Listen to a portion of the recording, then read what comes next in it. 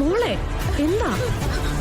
ആ നാഗങ്ങള് എന്റെ പിന്നാലെ വന്ന് അതെന്നെ കൊല്ലും. നാഗബന്ധനത്തിൽ അടക്കി നിർത്തിയിരിക്കുന്ന നാഗകോപം ഉഗ്രമായി പുറത്തു വരും. നാഗങ്ങൾ അവളെ പിന്തുടരും. ഒടുവിൽ നാഗദംശനമേറ്റ് മരണം സംഭവിക്കുകയും ചെയ്യും. ഒന്നുമില്ലമ്മേ, ഈ ഗാഥയ്ക്ക് വെറുതെ ഓരോന്ന് തോന്നുന്നതാ. അല്ല നവീൻ, ഉറപ്പായിട്ട് നാഗമുണ്ട്. ഞാൻ കണ്ടതല്ലേ.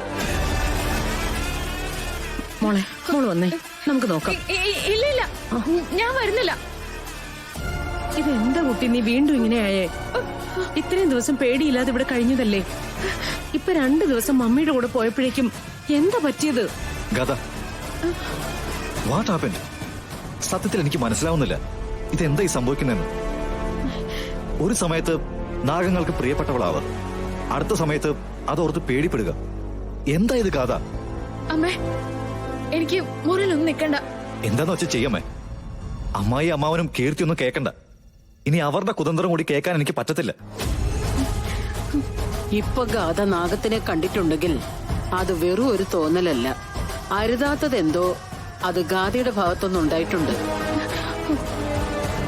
ഇത്രയൊക്കെ ഗണിച്ച് പറയാമെങ്കിൽ ആ കാര്യം കൂടെ മുത്തശ്ശിക്കങ്ങ് പറഞ്ഞൂടെ?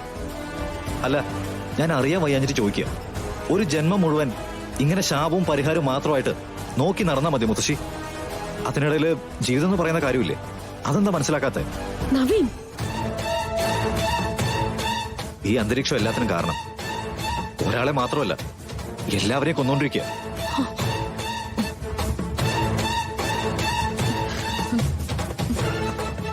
എനിക്ക് എല്ലാത്തിനോടും വെറുപ്പ് തോന്നുക.